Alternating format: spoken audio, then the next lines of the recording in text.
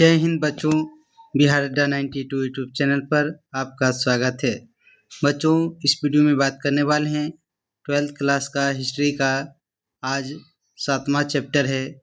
जो लोग 1 से 6 तक चैप्टर नहीं देखे हैं तो प्ले लिस्ट में जाकर वीडियो को देख सकते हैं, क्योंकि बच्चों यही सारे सवाल आपको परीक्षा में बार बार पूछा जाता है।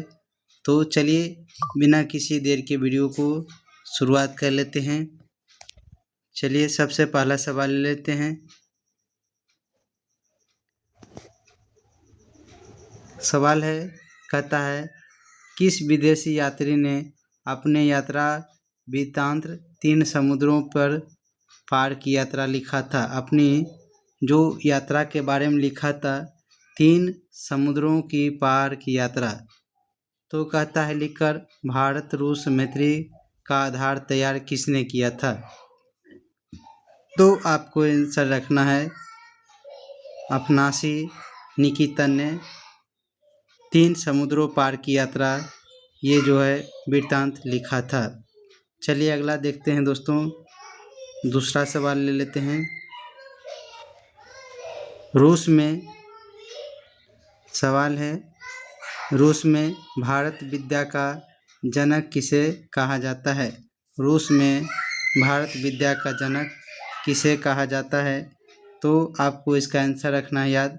ऑप्शन नंबर सी रखना है, जीएस लिबिदेव को भारत विद्या का जनक कहा जाता है। अगला सवाल देखते हैं। किस विदेशी यात्री के यात्रा वृत्तांत के आधार पर परदेसी फिल्म का निर्माण हुआ था। तो आपको याद रखना है 173 का जो आंसर हो जाएगा आपको ऑप्शन नंबर बी नंबर हो जाएगा, अफनासी निकितन। चलिए अगला सवाल देखते हैं। सवाल कहता है राजा मझोले कद का है। राजा मझोले कद का है, मोटा होने की अपेक्षा पतला है, उसके चेहरे पर चेचक के दाग हैं, वह अत्यंत न्यायप्रिय है। कृष्णदेव राय के संबंध में यह कथन किसका है। तो आपको याद रखना है इसका है ऑप्शन नंबर डी हो जाएगा, डोमिंगस पेइस का है। अगला सवाल देखना है। आपको सभी प्रश्नों को ध्यान से देखते जाना है। यही सारे प्रश्न आपके परीक्षा में सीधे पूछ लिए जाते हैं। चलिए अगला देखते हैं। सवाल कहता है महानंबी के डिब्बे को किस विदेशी यात्री ने विजय का भवन की संज्ञा दिया था। तो 175 का आंसर जो हो जाएगा यहाँ पर ऑप्शन नंबर ए हो जाएगा, डोमिंगोस पेइस।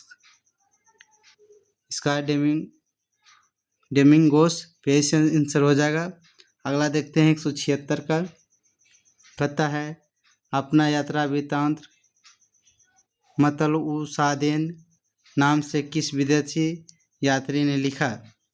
तो 176 का यहाँ पर आंसर हो जाएगा ऑप्शन नंबर बी हो जाएगा, अब्दुल रज्जाक। अगला है कौन सा विदेशी यात्री घोड़े का व्यापारी था। कौन सा विदेशी यात्री घोड़े का व्यापारी था। तो आंसर याद रखना है ऑप्शन नंबर डी, ए और बी दोनों, यानी अनफासी निकितन और फर्नाओ नूनीज। अगला देखते हैं 78 नंबर सवाल है। कहता है सिबेल ने अपनी पुस्तक कौन सा लिखा है।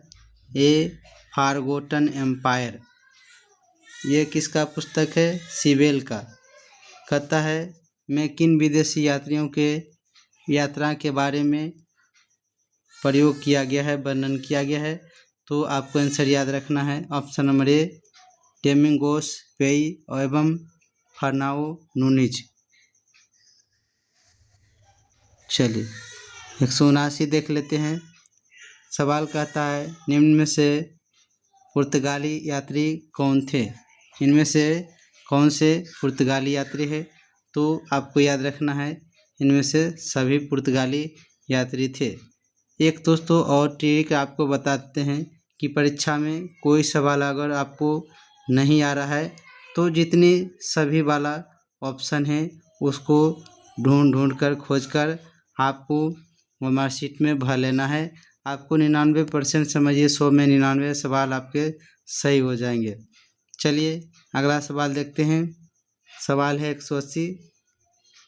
कहता है सर्वप्रथम विजयनगर की यात्रा पर आने वाले विदेशी यात्री कौन था। सर्वप्रथम विजयनगर की यात्रा पर आने वाले विदेशी यात्री कौन था, तो आपको याद रखना है ऑप्शन नंबर ए निकोली क्वांटी। अगला देखते हैं। हम्पी को यूनेस्को द्वारा विश्व पुरातत्व स्थल किस वर्ष घोषित किया गया। हम्पी को यूनेस्को द्वारा विश्व पुरातत्व स्थल किस वर्ष घोषित किया गया, तो आपको याद रखना है ऑप्शन नंबर ए 1986 में। अगला देखते हैं। 182 नंबर सवाल है।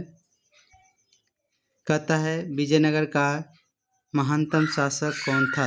विजयनगर का सबसे महान शासक कौन था, तो 182 को आपको आंसर याद रखना है। ऑप्शन नंबर यहाँ पर बी हो जाएगा, कृष्णदेव राय हो जाएगा। अगला है गौपुरम का संबंध किससे है। 183 सवाल है। गौपुरम का संबंध किससे है, तो इसका जो आंसर हो जाएगा ऑप्शन नंबर डी हो जाएगा दोस्तों, ये मंदिर से संबंध है। अगला देखते हैं। कहता है हरिहर और बुक्का ये दोनों भाई थे, कब विजयनगर राज्य की स्थापना किया था। सवाल ये आएगा कि विजयनगर राज्य की स्थापना किसने किया, तो आपको याद रखना है हरिहर और बुक्का ने किया था। ये कब किया था, तो इसका आंसर हो जाएगा 184 का ऑप्शन नंबर बी हो जाएगा। 1336 को इसका स्थापना किया। चलिए अगला देखते हैं।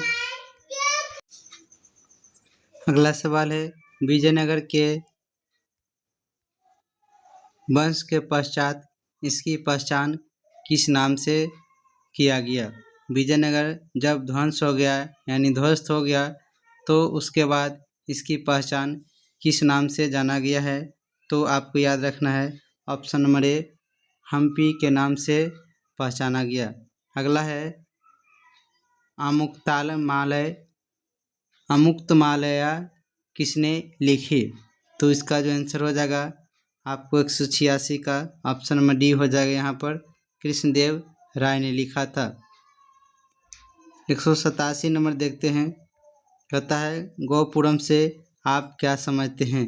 गौपुरम से आप क्या समझते हैं, तो 187 का आंसर यहाँ पर हो जाएगा ऑप्शन नंबर ए हो जाएगा। यहाँ पर मंदिर प्रवेश द्वार होता है।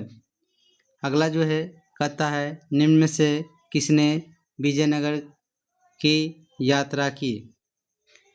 निम्न में से किसने विजयनगर की यात्रा की, तो आपको याद रखना है 188 का ऑप्शन नंबर सी निकोली क्वांटी ने यात्रा की। अगला देखते हैं। इम्पोर्टेंट सवाल है। कहता है तेनालीराम का संबंध किस राजवंश से है। तेनालीराम का संबंध किस राजवंश से है, तो आपको आंसर याद रखना है विजयनगर राजवंश से तेनालीराम का संबंध है। अगला है हम्पी किस राज्य से संबंधित है, यानी जो हम्पी है ये किस राज्य से संबंधित है, ये भी सवाल महत्वपूर्ण है, तो आपको याद रखना है ऑप्शन नंबर डी विजयनगर से संबंधित है। अगला देखते हैं। सबसे महत्वपूर्ण सवाल है विजयनगर साम्राज्य की स्थापना किसने किया, तो आपको याद रखना है विजयनगर साम्राज्य की स्थापना किसने किया, तो ऑप्शन नंबर बी हरिहर और बुक्का ये दोनों भाई थे। अगला सवाल आ गया कि विजयनगर साम्राज्य की स्थापना कब हुआ था, तो आपको आंसर याद रखना है ऑप्शन नंबर सी 1336 को हुआ था। चलिए अगला सवाल देखते हैं। सवाल कहता है विजयनगर के शासकों ने अपने आप को क्या कहा था। विजयनगर के जो शासक थे वे अपने खुद को क्या कहा था, तो आपको याद रखना है इसका आंसर डी हो जाएगा राय कहा था। अगला है प्रसिद्ध विरूपाक्ष मंदिर कहाँ स्थित है। प्रसिद्ध विरूपाक्ष मंदिर कहाँ स्थित है? तो इसका जो आंसर हो जाएगा ऑप्शन नंबर ए, हम्पी में स्थित है। अगला सवाल देखते हैं, कहता है अयंगर व्यवस्था संबंधित थी किससे? अयंगर व्यवस्था संबंधित थी किससे? तो ये विजयनगर साम्राज्य से संबंधित था। तो दोस्तों ये था 25 महत्वपूर्ण प्रश्न। वीडियो को कर दीजिए लाइक। मिलते हैं एक नए वीडियो के साथ। जय हिंद।